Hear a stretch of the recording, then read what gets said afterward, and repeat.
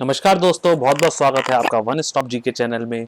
आज हम Indian polity का एक टॉपिक लेके चल रहे हैं, salient features of Indian constitution. दोस्तों लेक्चर 3 में भी हमने यही टॉपिक कवर किया था। कुछ पॉइंट्स उस टाइम पे रह गए थे, सो वो आज हम लेक्चर 4 में डिस्कस करेंगे। So let's start. दोस्तों पहला फीचर है जो वो है directive principle of state policy. देखिए दोस्तों, लेक्चर 3 पे अगर आपने देखा हो तो हमने फंडामेंटल ड्यूटीज डिस्कस करी थी, फंडामेंटल राइट्स डिस्कस करे थे, जो कि हमारे इंडियन कॉन्स्टिट्यूशन में बहुत इंपॉर्टेंट है। देखिए फंडामेंटल ड्यूटीज बेसिकली एक सिटीजन की ड्यूटीज थी कि वो सिटीजन को, हर सिटीजन को फॉलो करनी चाहिए ताकि एक वेलफेयर स्टेट बन सके। मतलब कि एक अच्छा हमारा अच्छा राज्य, अच्छा प्रदेश में एक सब भाईचारे से रह सके।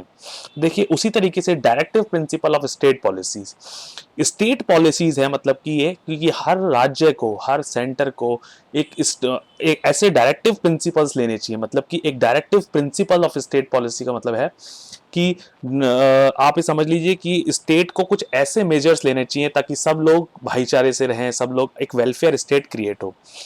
ये बेसिकली इन्यूमरेटेड है पार्ट 4 में हमारे कॉन्स्टिट्यूशन में। पार्ट 4 में हमारे ये इंडियन कॉन्स्टिट्यूशन में इन्यूमरेटेड है। देखिए 3 टाइप की ड्यूटीज स्टेट पॉलिसीज हो सकती हैं: सोशलिस्टिक, गांधीयन, लिबरल, इंटेलेक्चुअल।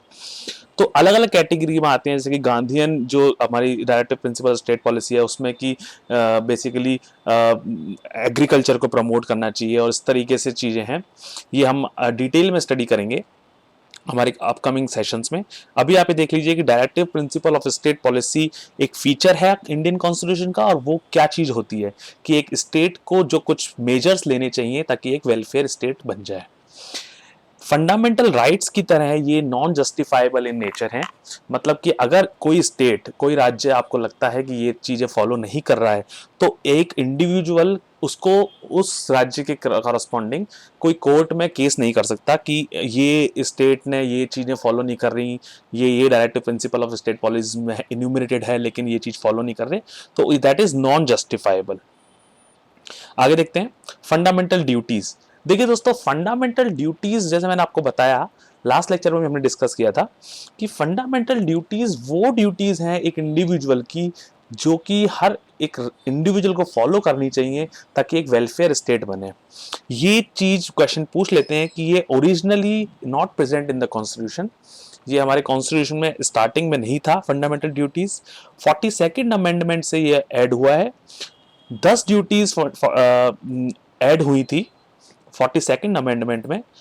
लेकिन 86th अमेंडमेंट जो आया उसने एक 11वीं ड्यूटी भी ऐड कर दी इसमें, जो कि पार्ट 4A में है, आर्टिकल नंबर 51A। दोस्तों ये आपको एज इट इज याद रखना पड़ेगा कि पार्ट 4A में है और 51A आर्टिकल में। ठीक है दोस्तों, आगे देखते हैं। अ सेक्युलर स्टेट एक ऐसा स्टेट है हमारा जिसमें कि इक्वालिटी ऑफ ऑल रिलीजन है, सब लोग एक, ऐसा नहीं है किसी किसी भी माइनॉरिटीज को दबाया जाता है या फिर किसी भी मेजॉरिटी जो रिलीजन टाइप के लोग हैं उनको प्रमोट किया जाता है। तो एक सेक्युलर स्टेट है हमारा। और टर्म सेक्युलर जो है वो इंडियन कॉन्स्टिट्यूशन में शुरुआत में नहीं था, लेकिन 42nd अमेंडमेंट जो एक्ट आया 1976 का, उसमें ये टर्म सेक्युलर जोड़ा गया। आगे देखते हैं यूनिवर्सल एडल्ट फ्रेंचाइजी। दोस्तों आपको पता है कि लोकसभा या फिर लेजिस्लेटिव असेंबलीज जो हमारे राज्य की विधानसभा होती हैं, उसमें जो वोटिंग होती है, जब हमारे इलेक्शंस होते हैं, तो वो यूनिवर्सल एडल्ट फ्रेंचाइजी के मेथड से होती है। इसका मतलब ये है कि कोई भी बंदा 18 साल से नीचे जो है वो, उसको राइट टू वोट नहीं है, मतलब कि वो वोट देने नहीं जा सकता।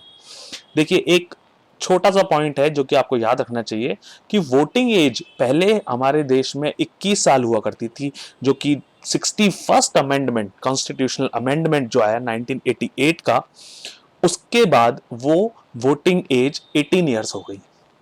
ठीक है, कई बार पूछ लेते हैं कि voting age was reduce from 21 to 18 by which constitutional amendment act. तो आपको देखना है 61st constitutional amendment act. Single citizenship, Indian constitution basically single citizenship provide करता है हमको, मतलब कि एक नागरिकता। ऐसा नहीं है कि हमारे जैसे यूएस में दो नागरिकता होती है, मतलब कि एक तो जिस स्टेट में, जिस राज्य में आप रह रहे हो वहां की आपको नागरिकता मिलेगी, और एक आपको एज ए यूएस की मिलेगी।